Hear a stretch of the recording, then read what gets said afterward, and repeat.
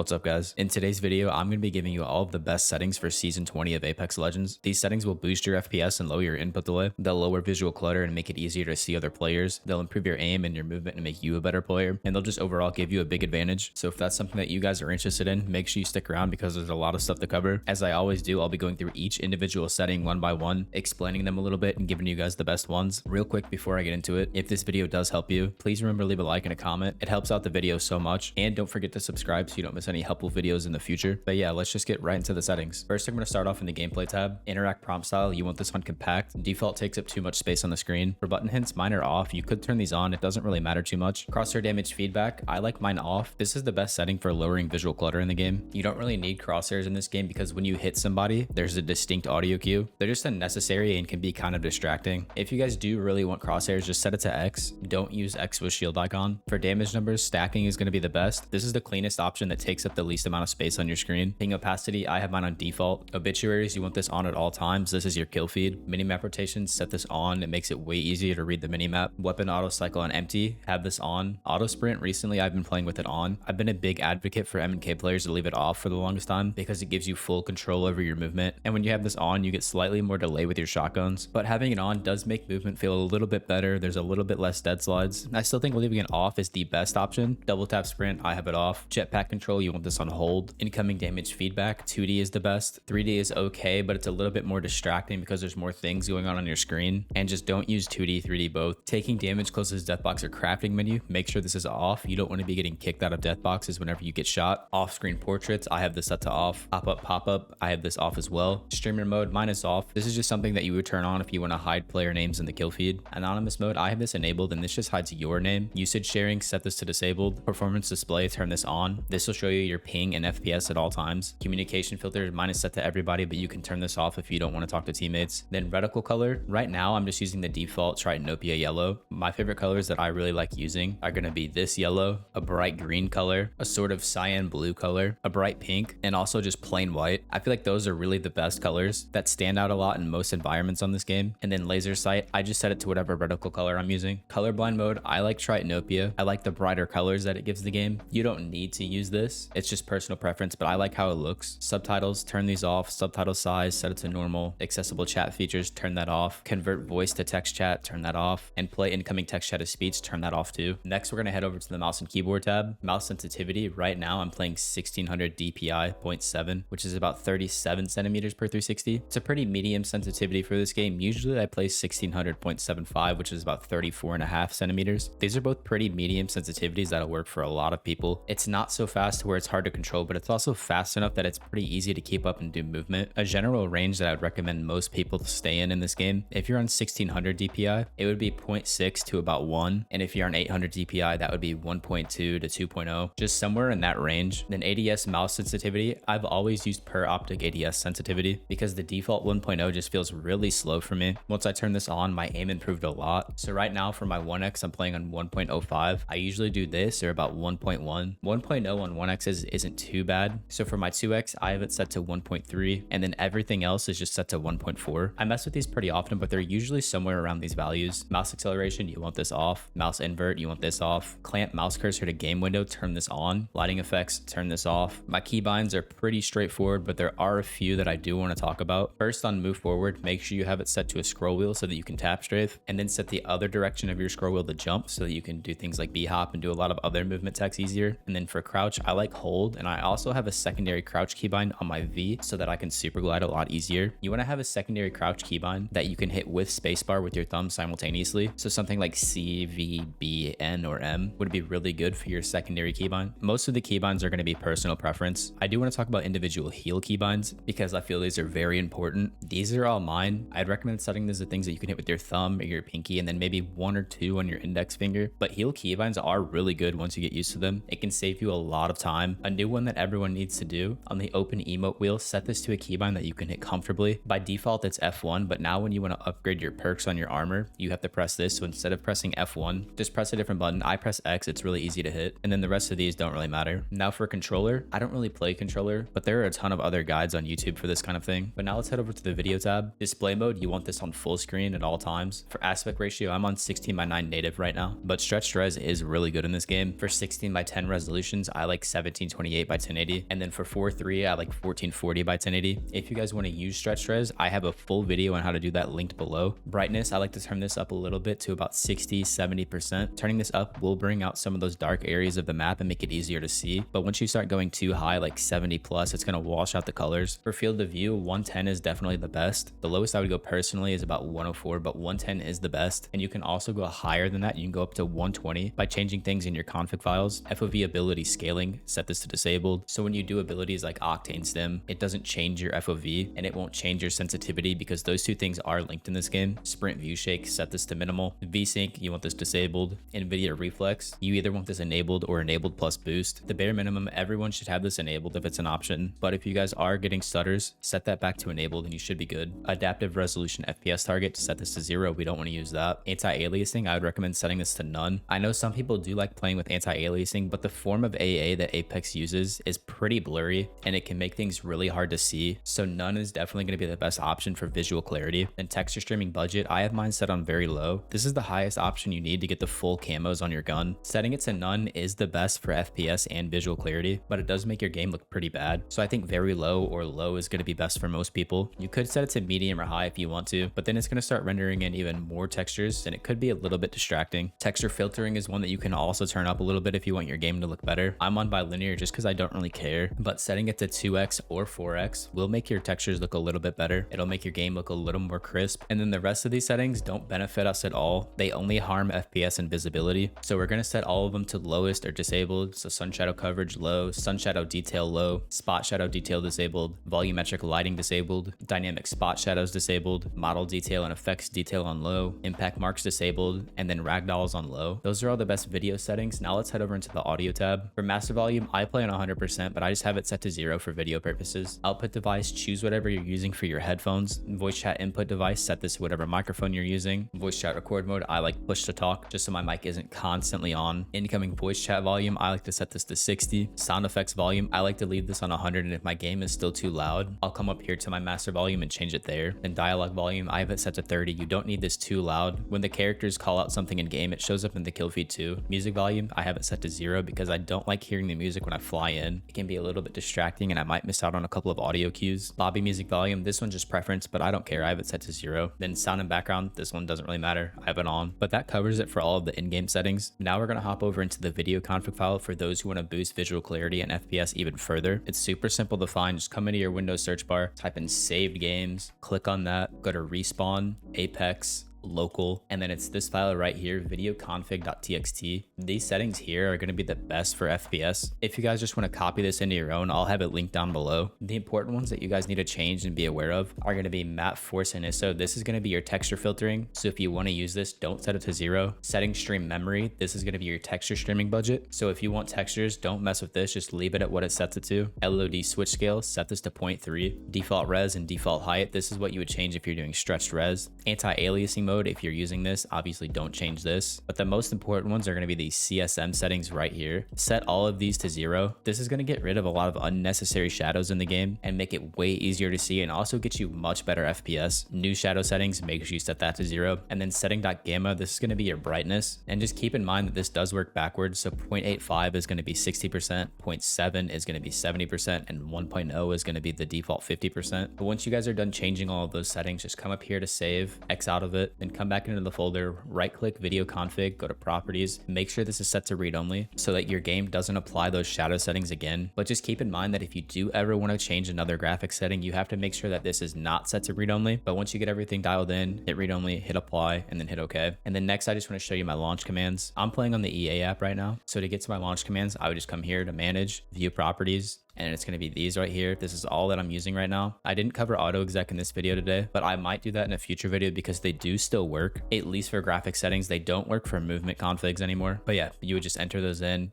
hit save. And then if you're on Steam, I don't have Apex on Steam, but I'll just show you with Kovacs. It's the same thing. You would just right click it, go to properties, and then it's going to be these options right here. You would just paste that in and then X out of it, and then you're done. But yeah, guys, that about covers it for today's video. If this video did help you, if you can see easier, if you get better FPS, please let me know by leaving a like and a comment down below. If you guys want to see more helpful videos like this in the future, make sure you subscribe. If you guys want to see more of me, links to all my social medias are down below. But I'm going to wrap this video up. I hope you guys enjoyed it. Have a great rest of your day. I'll see you guys in the next one. Peace.